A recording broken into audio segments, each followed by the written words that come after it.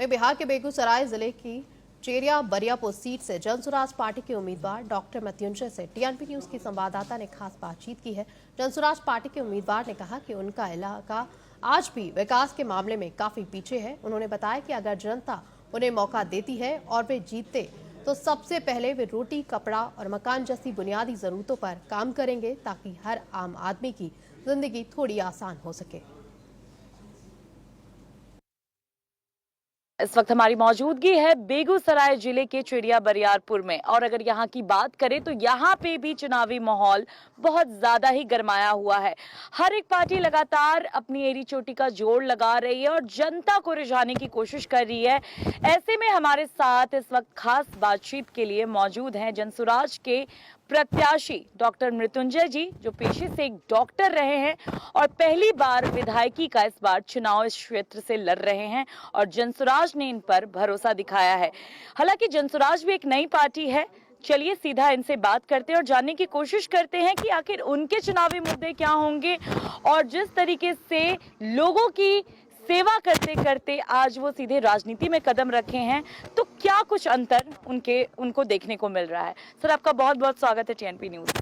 नमस्कार सर, सबसे पहले तो मैं आपसे ये जानना चाहूंगी कि आप एक पेशे से डॉक्टर रहे हैं और अब आप राजनीति में उतर रहे हैं, और राजनीति में उतरने का आपका मोटिव क्या है, और इसके साथ ही आपने अगर राजनीति में उतरने का सोचा तो जनसुराज को ही क्यों चुना? देखिए, एक बार बता, मैं पेशे से डॉक्टर हूँ, रहूँगा, और एक डॉक्टर का काम होता है कि अगर किसी के शरीर में कोई रोग होती है तो उसको ठीक करने का। पहली बात तो मैं जब डॉक्टर था तो एक सिर्फ शरीर के रोग को ठीक कर रहा था, लेकिन जब समाज में इतनी ज़्यादा, यानी कि आप देखिएगा कि अगर घूमिएगा तो आज हमारे समाज में कोई भी चीज़ भ्रष्टाचार से शुरुआत होती है, और भ्रष्टाचार की वजह से ना आपको अच्छी शिक्षा मिल सकती है, ना स्वास्थ्य का स्तर बढ़ाया जा सकता है, ना लोगों के जीवन स्तर में कोई सुधार हो सकती है। किसी को अगर इंदिरा आवास दिया जाता है तो उसमें घूस ली जाती है, किसी का जन्म और मृत्यु प्रमाण लेता है तो उसमें घूस ली जाती है। तो हमारे जो नेता प्रशांत किशोर जी हैं, जो कि बिहार के गांव में, हर गांव में पैदल चले हैं। अगर मुझे लगता है कि महात्मा गांधी के बाद किस तरह से पैदल यात्रा का कोई त्याग किया है तो हमारे नेता ही ने किया है, और इसका वजह एक ही है कि बिहार की जनता को जगाना।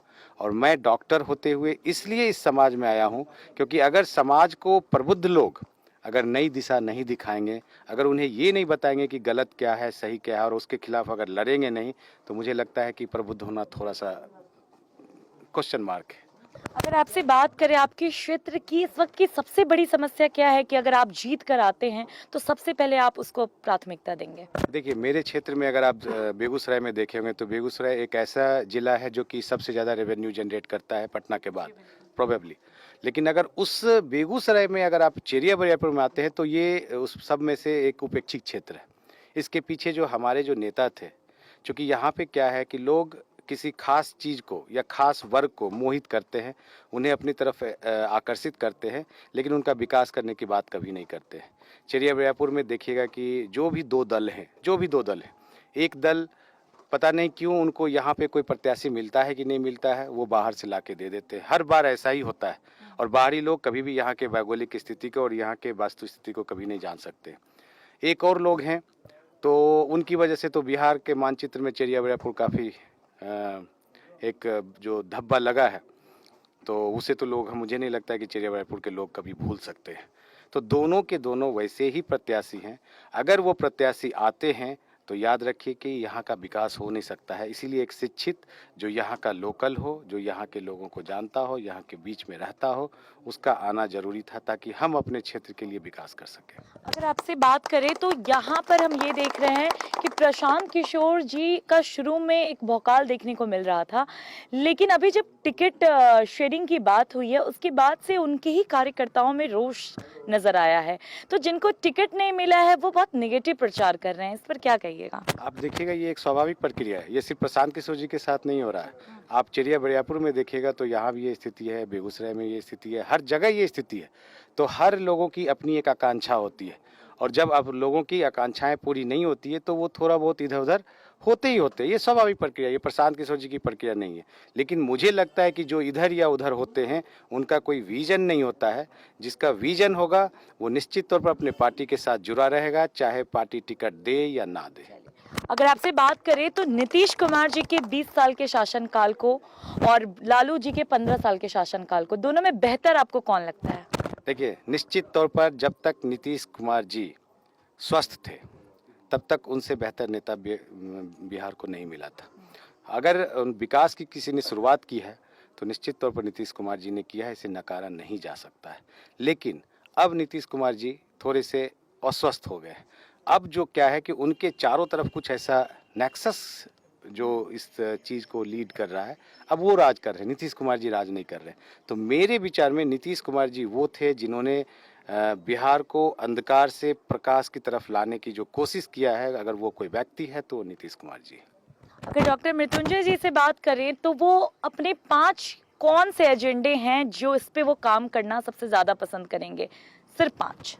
देखिए, रोटी कपड़ा और मकान के बाद जो बेसिक सुविधाएं जो आम जन को चाहिए वो है शिक्षा, स्वास्थ्य, रोजगार, लोकल कुछ समस्याएं होते हैं जैसे पानी जल जमाव होता है वो समस्याएं, और इस क्षेत्र का विकास। तो ये 5 क्षेत्र ही, ये 5 चीजें हैं जिस पे कि काम किया जाए तो मुझे लगता है कि चेरिया बरियापुर का सभी जगह का विकास संभव है। आखिरी सवाल होगा आपसे सर कि अगर हम बात करते हैं पूरे ओवरऑल बिहार की, तो जातीय समीकरण बहुत ज्यादा हावी है बिहार में, तो हर एक जाति को कैसे साथ दिएगा आप, या फिर किसी एक वर्ग को लेकर चलिएगा? मैं ये बता देता हूँ, जातीय समीकरण ये पहले की बात है। जैसे जैसे शिक्षा का स्तर ऊपर उठ रहा है, जातियां ध्वस्त हो रही हैं। विश्वास कीजिए कि आप लोग कहते होंगे यहाँ की कुशवाहा समाज जनस्वराज को वोट नहीं देंगे। मैं कहता हूँ गलत है। मेरे साथ चलिएगा तो आप देखिएगा कि बहुत सारे कुशवाहा समाज के लोग भी हमारे साथ हैं। जो शिक्षित हैं वो जाति से ऊपर उठ के विकास की बात करते हैं, समाज के निर्माण की बात करते हैं। अब वो धाराएं नहीं रही। ये आप चरवाहा विद्यालय वाली बात हो गई कि ये पहले थी जो, हाँ, चरवाहा विद्यालय वो, लेकिन अब ये बदल अभी भी कुछ पिछड़ा वर्ग है जो एक कोर वोट बैंक बना हुआ है पहले से। एक्चुअली आप देखिएगा कि अगर आप जब घूमिएगा तो वहाँ पे शिक्षा नहीं पहुंची है ठीक से, क्योंकि ये एक बहुत बड़ी साजिश है कि अशिक्षा के माध्यम से वोट बैंक को बनाया जाए। जो लोग शिक्षित हो रहे हैं वो जाति के बंधन से मुक्त होते चले जा रहे हैं। चलिए सर, आपका बहुत बहुत धन्यवाद, आप हमारे साथ जुड़े।